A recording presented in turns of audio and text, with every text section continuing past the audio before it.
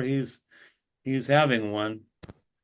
Talking about an interesting subject about the beast in Revelations chapter 13.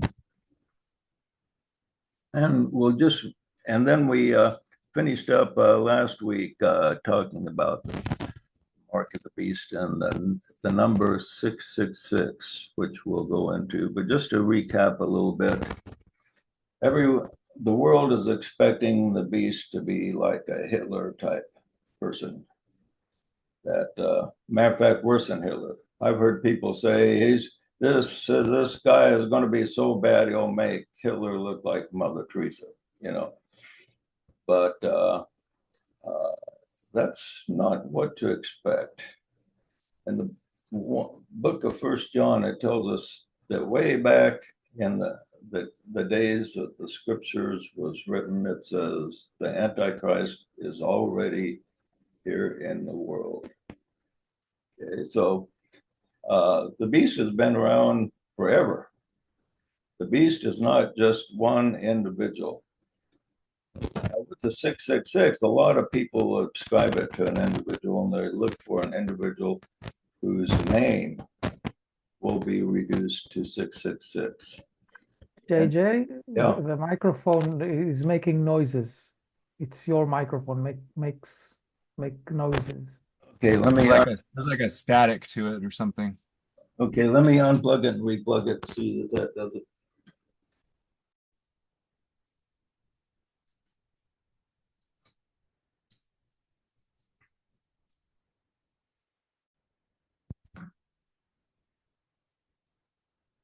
Okay, testing 1, 2, 3. Is that any better? We'll need to listen for a bit more. Now it sounds good. Okay, let me know if there's a problem. I might Now, have to restart I my. think maybe it's a loose cable that you move because once you move it sounds this. Yeah, okay. So let me know if there's a problem as we go along here. So anyway, the pe people have tried to identify the beast with the 666 because each name can be reduced to a number. And in the Greek, each Greek letter was could be reduced to a number as well as each Hebrew letter. And you can do that with English letters too, like the letter A is 1, the letter B is 2, letter C is 3. And you can take anyone's name in English and reduce it to 666. And this can be done in Hebrew and Greek. And a lot of people thought that Nero was the represented the beast because his name could be reduced to 666. And then they found other names. And in modern times, people have found ways to reduce different presidents they didn't like to 666. They've taken the name of Ronald Reagan, George Bush, Obama. Uh, I'm sure they've done it to Trump by now. I haven't read about that, but um, they've reduced. A lot of people thought that some president they didn't like was going to be this beast, but then it just didn't quite materialize that way. There used to be a computer program I liked where you could put any name in it and it would figure out a way to convert the name into the number 666. So if you didn't like somebody, you'd say, well, this guy must be the beast. Look, his name is reduced to 666. And it was a really clever program, and I can't find it anymore, but I wish I could find. I wonder if anyone else has created or duplicated that. It was a long time ago that I saw that program, and I had quite a bit of fun with it. But so you can take anybody, even your own name, and reduce it to 666. And it kind of exemplifies the principle that you find what you're looking for. There's a lot of truth in that statement, that you find what you're looking for.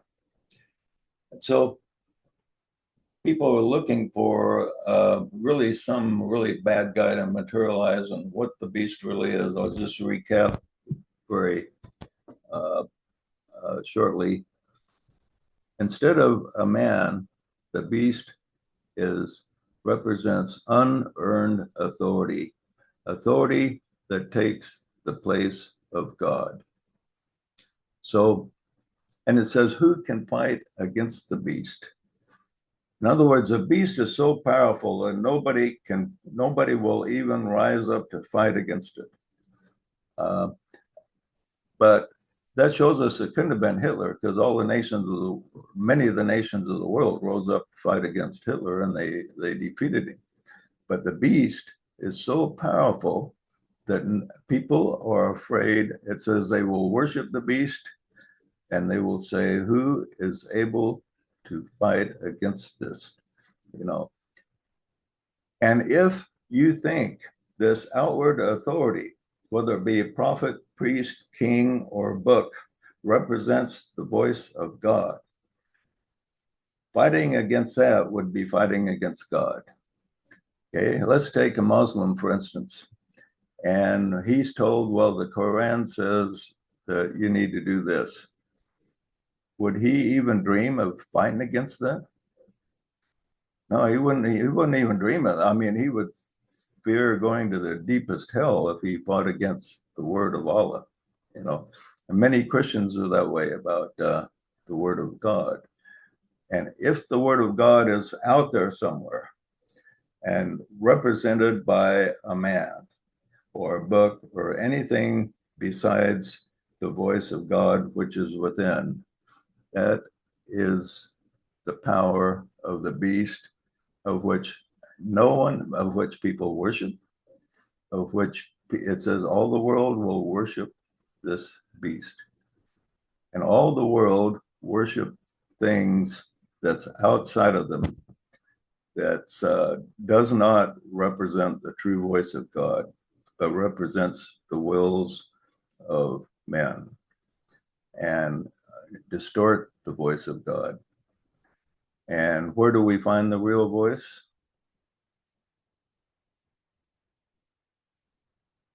Asaf knows the answer to Yeah, I needed to put the light on. Within. Right. So the real voice is within, and that represents the consciousness of Christ. The outer voice represents the consciousness of humanity. Okay. So the mark on the right hand signifies labor for the beast. The mark on the forehead represents thinking as you are told to think by the outward authorities. So almost everybody that you find, their actions and service and thoughts are dictated by things that are out there rather than what's in there. And if what's in there conflicts with what's out there, most people will go with what's out there. What is out there tells them to think. The problem with You think you know more than the prophet? yeah, that's a question Curtis asked me when I first started teaching him. That's the question I got asked a lot before I got excommunicated. Yeah. When I went on that vegetarian diet, we both went on that mucusless diet. And I told some guys I was selling real estate with I was on it. And they said, well, the prophet frowns, the authorities, the brethren, they call them the brethren, frown on going off on strange paths on your own, experimenting with diet. I said, well, I think I can figure this out for myself. And they said, well, you think you know more than the prophet? I said, Yeah. well, how do you answer that one and not get kicked out? Yeah. Well, what's interesting about this slavery that people are under because of outside unearned authorities representing the voice of God is that people are enslaved by it, but they don't know it. If you have an enemy, like the great part about World War II, we had an enemy in Hitler, and he did enough damage that he and threatened us enough so that we realized we had a real enemy to fight, and so we united and we fought against him and we beat him. But if you have an enemy to fight or to overcome and you don't know it, you're not aware that the enemy has complete power over you, that's a prison that is difficult to defeat because you have to realize there's a problem before you can solve the problem. And if you're enraptured by what outer authorities tell you to think, and you don't question that because you think it's the voice of God, then you're not going to fight that. But it takes you away from looking within and trusting what the voice of God tells you from within yourself. Now, we left off talking about the 666. And the 6, it says this: let him that hath understanding count the number of the beast.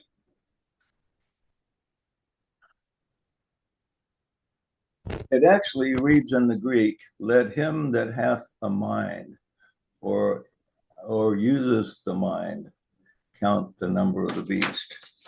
And the difference between those who have the 666 and are controlled by it and those who are not is those who are able to escape the mark of the beast and the number of the beast. You have to rise up from the lower emotions to the mind. Let him that is in the mind count the number of the beast. So if you're centered in the lower emotions, you will be subject to the beast. And the whole key of understanding the 666 is understanding the power of the lower emotions. So it says where it says, let him that hath understanding, it really means let him that is in the mind, that is thinking logically. Yeah, right. That's interesting that you figured that out. Yeah, it's interesting when you think about the difference between the mind and the emotions. And You looked up the word understanding, and then it says mind. yeah. Wow. So the key to understanding this is that the lower emotions is the key to the power of the being and the power of the 666. There's 7 rays, and that create everything there is in the universe, exemplified by the 7 colors of the rainbow, the 7 notes in sound, and the 7 rays of creation. And these rays circulate, and they govern different things.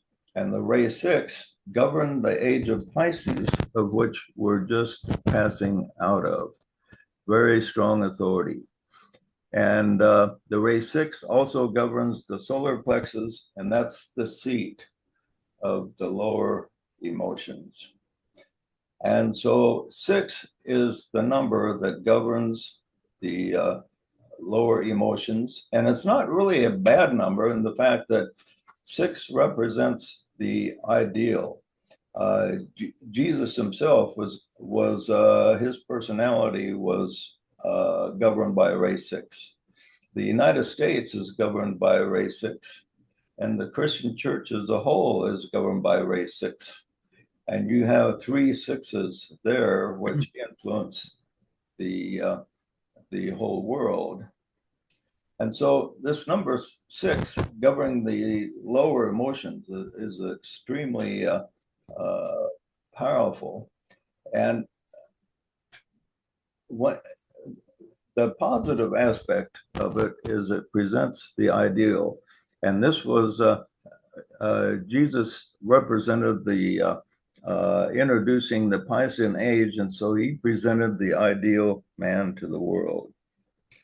But what happened to that was after he was gone, the Christian religion became corrupted, and the ideal was twisted around and used in a negative way instead of a positive way.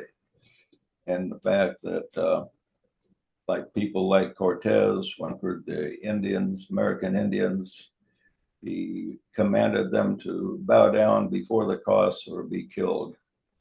And because in his mind, this was the ideal and nothing else was to be tolerated.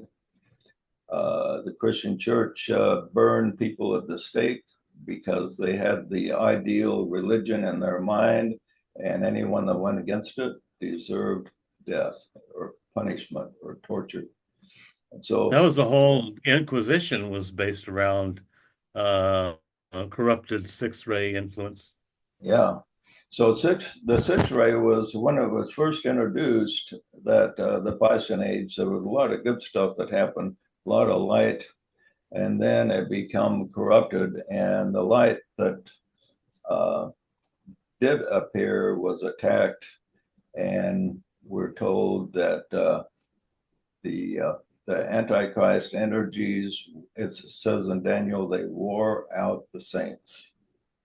And that's what happened. That's what's happened in the past 2,000 years is the saints have just, the lights of the earth, they present themselves and they just get worn out with the attacks that come from the powers that be, which are controlled by powers that have an authority not related to the whisperings of the Holy Spirit or the inner God. Okay. So the 666 represents that emotional energy. And this emotional energy controls us in 3 levels. 1/6 represents control of the physical and our physical actions. In other words, every action you take needs to be regulated by outer authorities somewhere and approved by them. If they're not approved by outer authorities, then there's some type of punishment affixed. The second control is over the emotions themselves. And this is the key, because if the emotions are under control of outer authorities, they can control everything else. And so the emotions is the second 6. The third 6 is the mind. Now, the mind is a key to escaping the control of the beast, but the mind is often, in most people, their minds are controlled by their emotions. When the mind and the emotions disagree with each other, the emotions control in almost all cases. There was a great salesman named Elmer Wheeler, wrote a book called How to Sell Yourself to Others. And he says to really sell yourself, he created this statement. He says, you have to sell the sizzle, not the steak. He says, because people are controlled by what they feel and what they smell and what the senses take in, rather than the substance. Now, logically, if you're going to go look for a good steak, you would look for a nice cut. But if you're actually cooking the steak and the sizzle of a cheap steak smells just about the same as an expensive steak. So you can, by the sizzle, appealing to people's feeling and sense of things, you can sell them what is cheap as if it is priceless. And so he says, you sell the sizzle and not the steak. Now, Curtis has been a salesman a good portion of his life. We sold a lot of things together. Remember those sales classes we attended when we were selling soap? Oh yeah. That guy was a real good trainer, wasn't he? Sir Anthony James. Yeah. Yeah. Yeah, he was really an interesting character. He Yeah. sold the sizzle. Yeah, he sold the sizzle. And what every sales training class tells you is you can use some logic, throw in a little logic now and then, that's fine, they say, but to close the sale, you have to appeal to their emotion, and almost everybody. And so if you don't sell them emotionally, he says you're not going to close the deal. And boy, it's pretty true. And Curtis, We use that philosophy in selling cookware. And in fact, we cooked them a meal, and the smell of that meal, the combination of meatloaf and carrots and cabbage and everything, and we cooked them a cake with frosting made out of carrot juice. But the smell was so positive, so overwhelmingly good. yeah, I never And thought about some people just bought the cookware right on the spot. that. Yeah, yeah. And so the first six is control of the physical. And this is done by controlling the emotions. The emotions, if you get them under control, then you don't have to do anything else but use that. And then the third is controlling the mind with the emotions. So the question is, how is the mind controlled by the emotions? Suppose you meet somebody that your mind tells you, say you're looking for a marriage partner, and you meet somebody who's a real rebel and had run-ins with the law and stuff like that, and your mind tells you, well, this person probably won't work, is probably a bad pick. But then you date the person a couple times, and you really fall in love with them. Okay, so if you fall in love with that person, who's going to win, the emotions or the mind? The mind says this will get you in trouble if you go with this guy or gal, but the emotions say, oh man, I've never felt this way before, it's so wonderful. Which one does most people go with? Emotions. That wonderful feeling. Yeah, they go with the emotions. It go with the emotion and also make logical excuses. Right. For, And then yeah. after a couple of years, they feel like killing the guy or gal. What But was I they thinking? use the mind to make excuses, to make logic out of Well, that's what, something that right. Well, but that's still because of the emotions. you're Because right. Yeah, emotions are so strong, they'll come up with what seems to be logical reasons to go with the emotions. right. This illogic, the capturing of the mind by the emotions, the beast has to do that because the beast cannot let you think logically on everything. It has to turn the logic in the direction of the emotions. And this is what the outer authorities always do. Like Curtis and I had a brother-in-law that was a nuclear physicist. When we talked about nuclear stuff, he was brilliant. But then when we talked about religion, he found the devil under every rock, you know. He didn't make any sense. Is And this your brother-in-law? yeah, Lee, remember? Oh, Lee, boy. Yeah. Now, Yeah, it sensed the same way, Michael, same way. and the same He's thing real smart. with with with scientists with great reputations, went to the best schools and everything. And the great example of this is what's happened with the James Webb Telescope. They've all got this theory that the universe is 13.8 billion years old, and it can't be older than that, and that galaxies had to appear maybe a couple billion years after the Big Bang, and they've got all these facts down, and they expected the James Webb Telescope to confirm all their theories. But then when the first snapshots came and they saw that there were galaxies that were only 200,000 or 200 million years removed from the Big Bang, much closer, and they saw a whole bunch of things that contradicted the age of the Earth or age of the universe, indicating that they probably had the age of the universe wrong. And every scientist that I could find on this uh, wanted they were so enamored with what they felt about their theories being right that they didn't want to consider they could be wrong.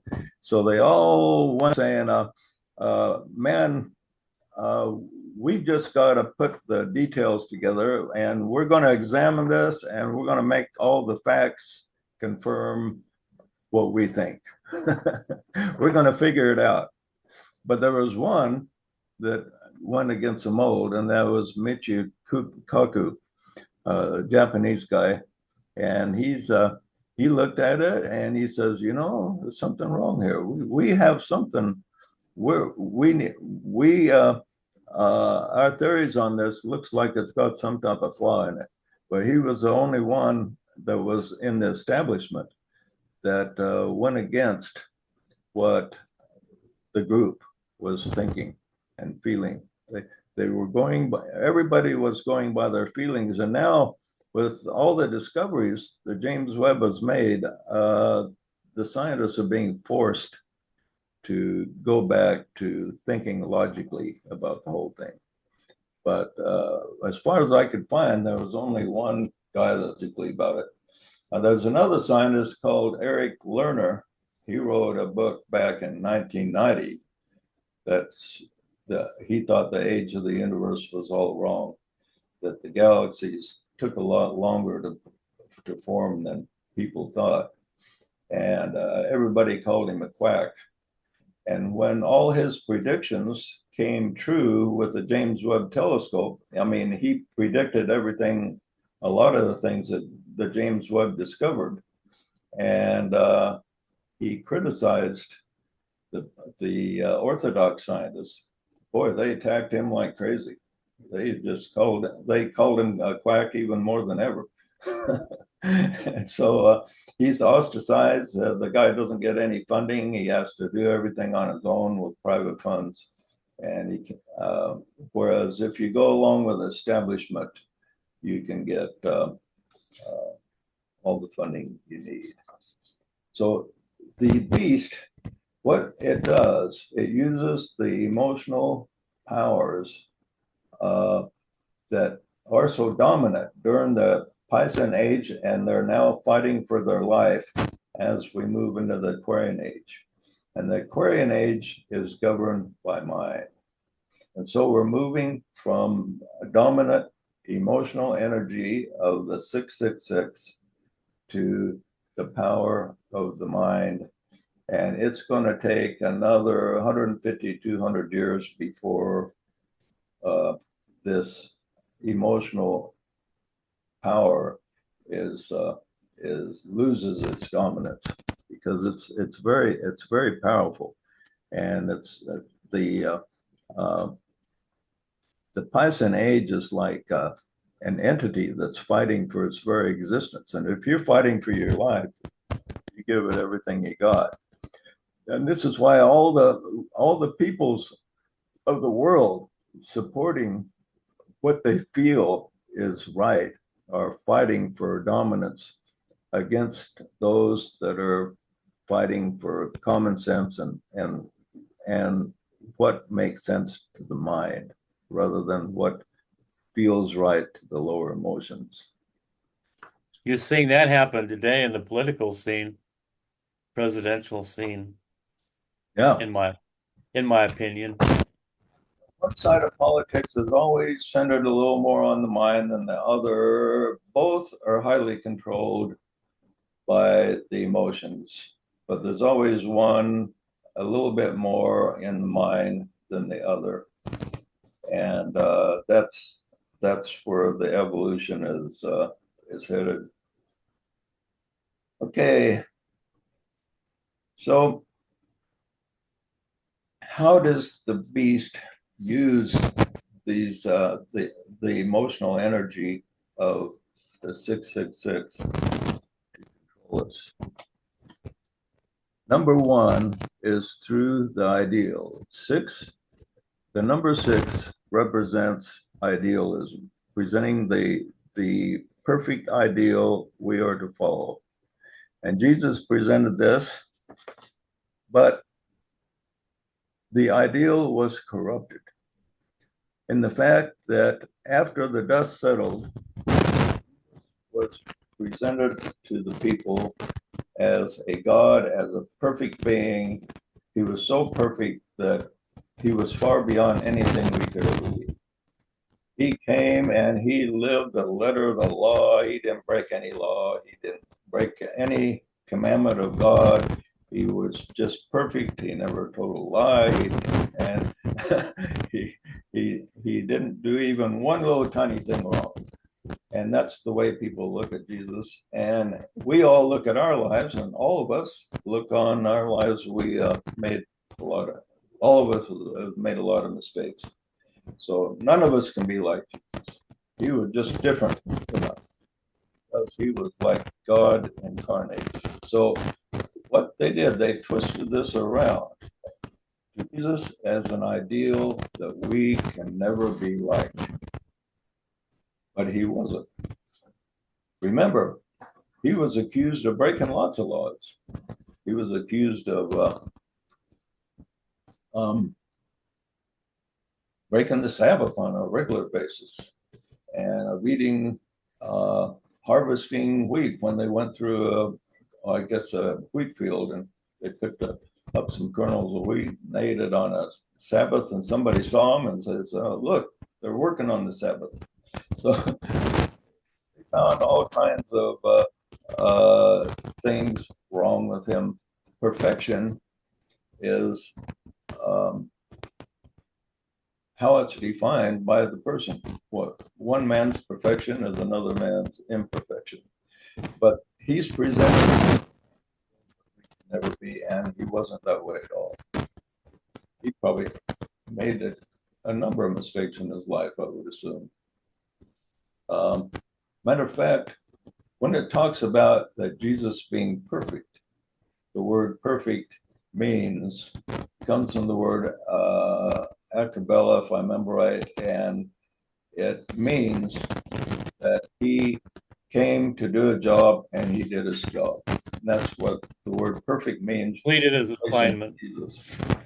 And there's 3 different words for perfection, and what we think of perfect is never making a mistake. That's another Greek word, and it's never used in relation to Jesus. But do you know who it's used in relation to? Those who persecuted Jesus. They were the ones that believed in the perfection to the fact that you never make a mistake. You got a lot of static. You got a lot of static coming through there, Joe. You must have a loose wire. You have an imperfect wire. It's the Dark Brothers messing with his computer. Okay. Gremlins. Now we can't hear you.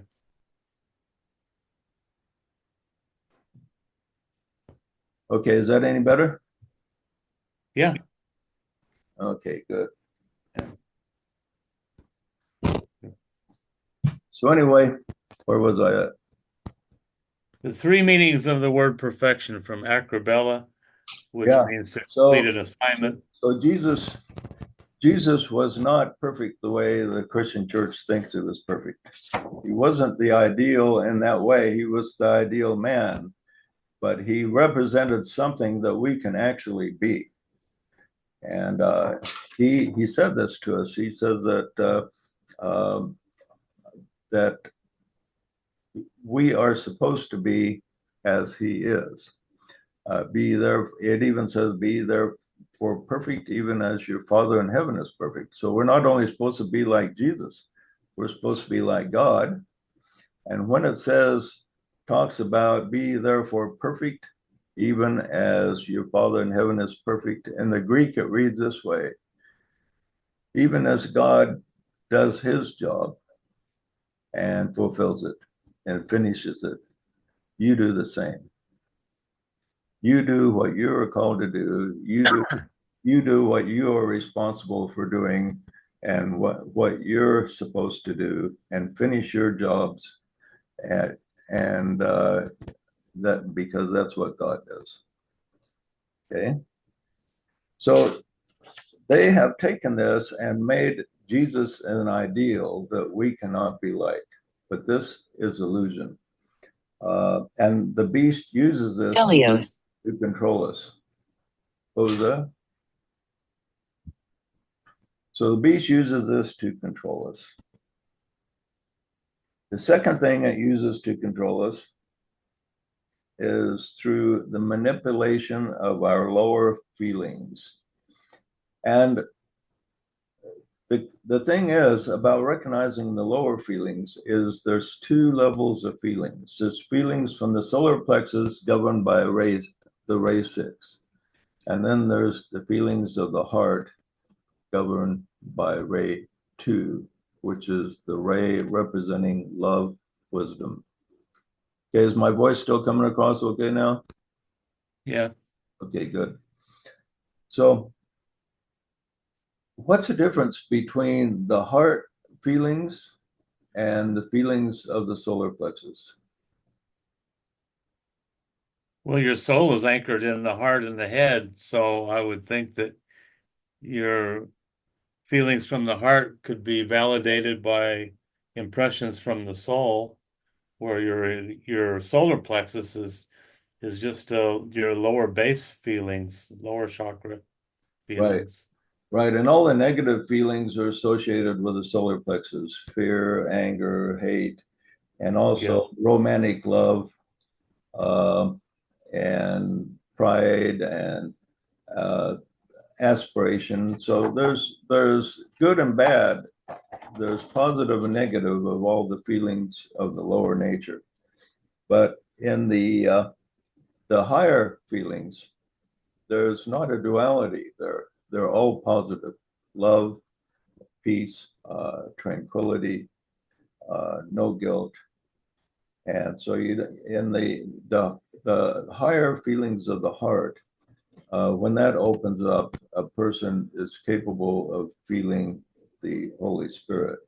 Now the trouble is, many people have not opened up the heart energies.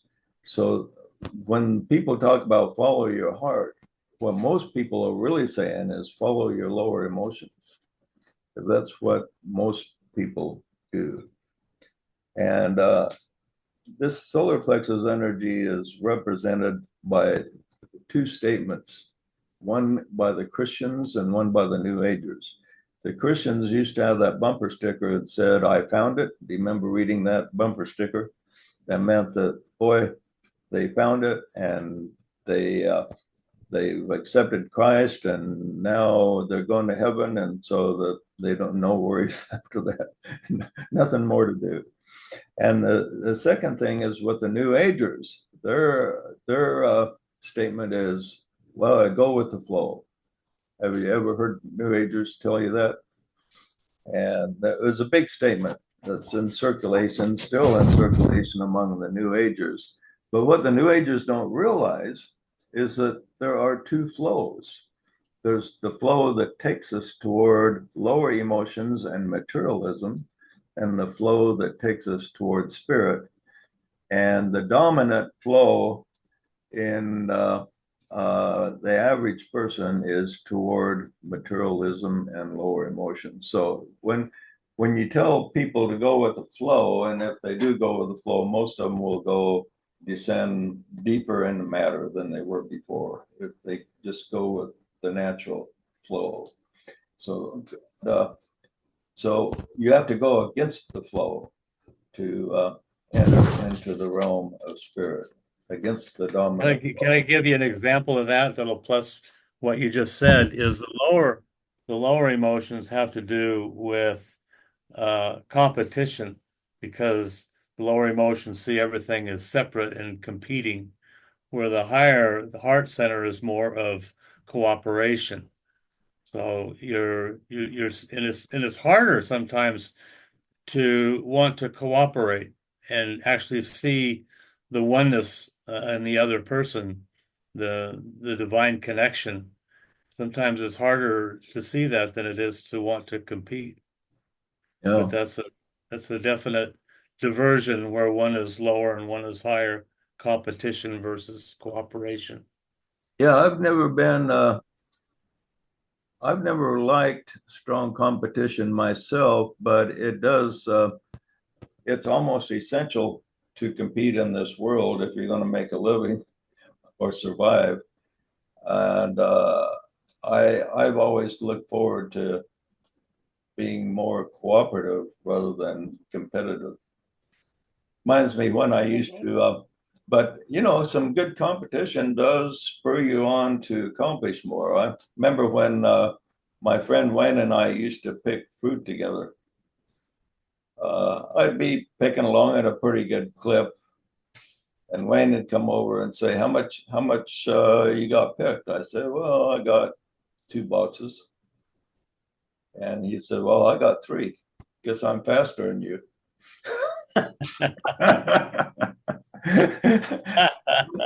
That really got under my skin. So I would start picking like crazy. And then he'd come back and he says, "How much you got?" I said, 4 boxes. "Wow." He says, you must have a really good tree." And then I went and go over to the tree, and I would see his tree shaking because he was picking so aggressively. But Wayne was really competitive when we were back in high school.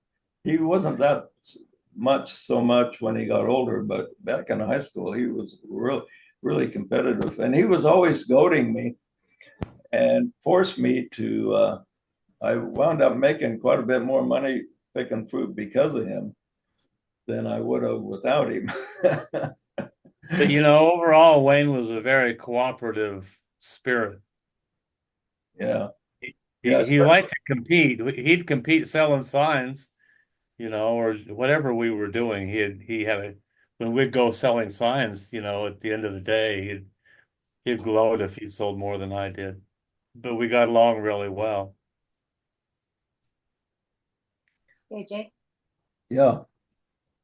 when I think about the higher and the lower, I think about one of the very first lessons that you ever taught us, and that was the difference between a teacher who teaches the truth that you can feel internally and the teacher who is full of charisma and gets it all hyped up with the excitement of it all. And I think Tony Robbins was the example that you gave. He can get on a stage and get everyone in the room all whipped up into a frenzy of excitement about a particular thing and not teach a word of truth, but a person who speaks with an authority, with the spirit of the truth, with the Holy Spirit with them, speaking the truth, can touch the hearts and minds of the people in the audience with a kind of authority that a charismatic person cannot do. So that's what I think of the two, between the higher and the lower. Yeah, Tony Robbins is quintessential six-ray energy. If you want to see six-ray energy in the most positive way possible, watch him. He can really get an audience worked up, and better than most any preacher I've seen. And that's not necessarily bad, but he's using six-ray as long as you understand what's going on, that the emotional energy is being used in a positive way. But and another important point to not overlook is, going along with what Rain said here, is that there's nothing wrong with outer authorities as long as they don't conflict with the inner, as long as you give priority to the inner. Because an outer authority that is a good outer authority and proven, may, when he speaks, it will be registered as true by your inner authority.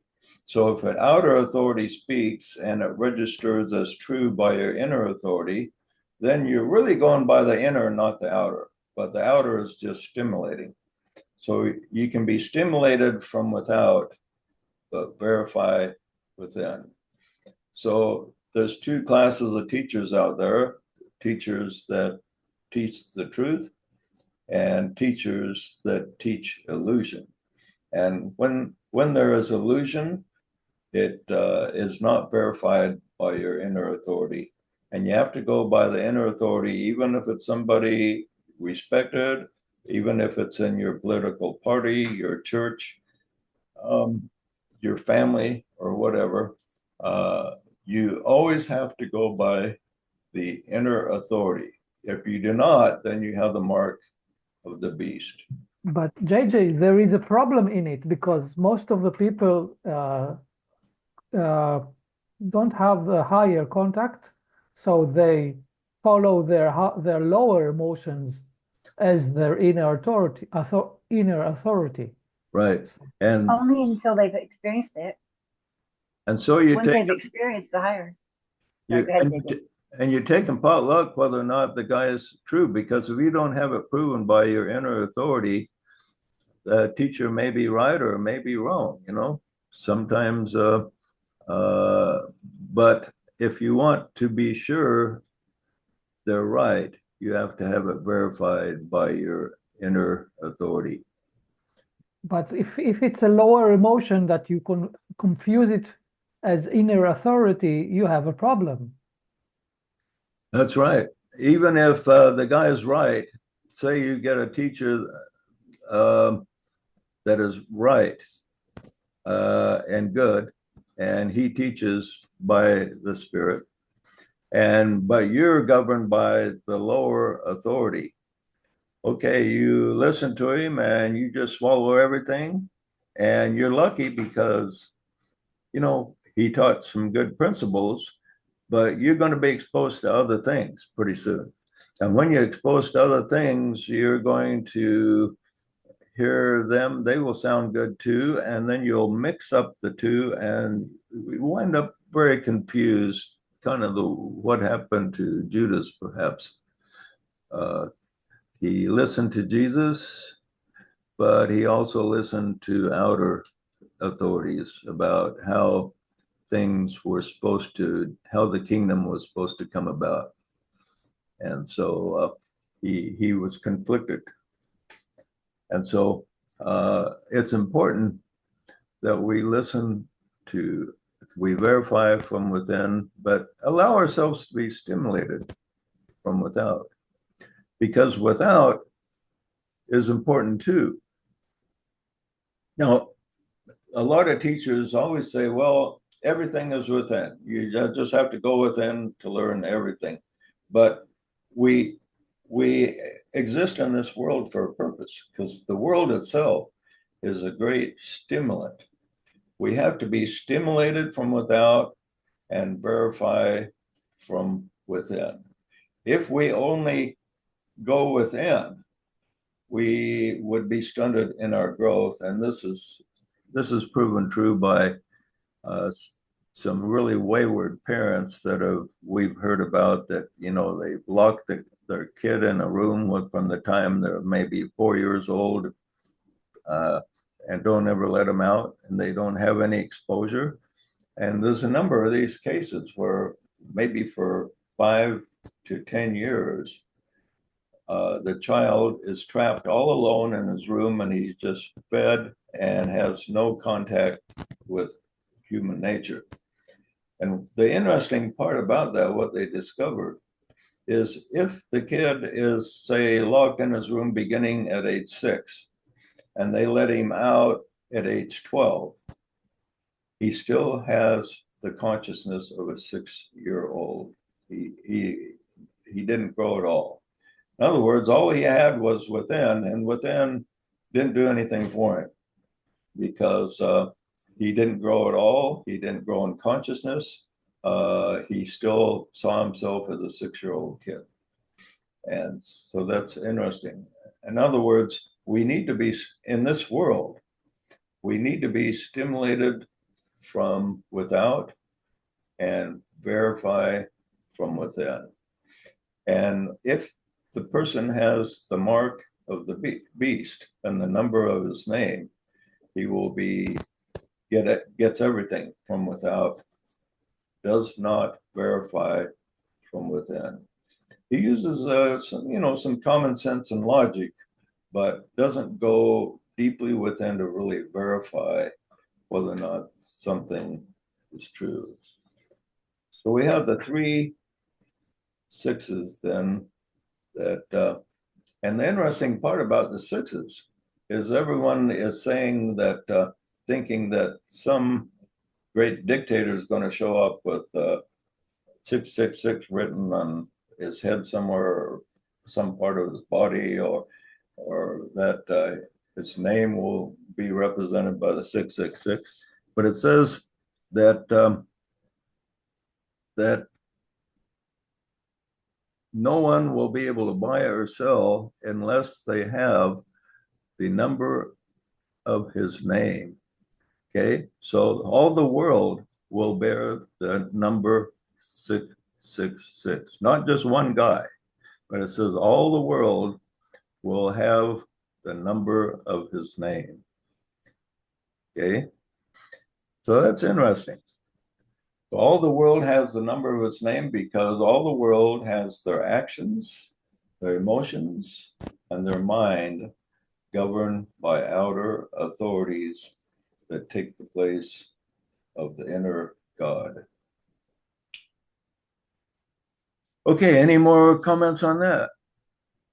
Yeah, that's why we like you so much, because you stimulate us. But like Rain says, we all verify everything you say from within. And fortunately, about 90% of what you say rings true. Okay. Okay, maybe more than 90%. I'm being facetious, but that's why we show up every Sunday, is because what you have to say really is logical, it makes sense, and it's evolutionary. It takes us to a higher place. I know when you first introduced me to reincarnation, I had to verify that from within, and I got a witness on that, and that made me open to listening to more of what you had to say, because I got a witness that what you were telling me was true. Yeah, and what I tell everybody is, and I've said this a number of times to the group, everything I say could be wrong. So check with your own souls to find out how accurate the teachings are. And if they're verified, go with them. If they're not verified, well, either, but make sense. Well, kind of put it in between. If something in you says not to believe it, well, don't believe it. Yeah. Trust but verify. Yeah, right. So the key to escaping the power of the beast is given in the next verse, chapter 14. And I looked, and lo, a lamb stood on Mount Zion, and with him 144,000, having his father's name written in their foreheads. And that's what we'll talk about next week. Escaping the power of the beast. Okay, my friends, any more comments or questions before we move on? Let's move on to JJ, I'm just gonna ask, right?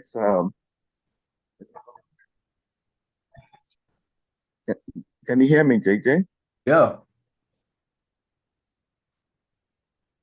Hello? yeah, I can hear you. Okay. I was thinking about some facts and data that are being spewed out and then to us, and then we which cannot really be verified, and with logic. Yeah, because I believe there are certain things one cannot really verify it with logic, with reasoning, or even with an inner feeling. For instance, we have teachers talking about the multiverse, universe, multiverses, and all this stuff. And some of these things are not really so verifiable, but they just sound good, they sound true, and we just accept them, to be so. And then even some teachers have taught certain things that look true and which people believe. Then after a while, the very teachers discover what they taught was not really correct, and then there is a change in perspective.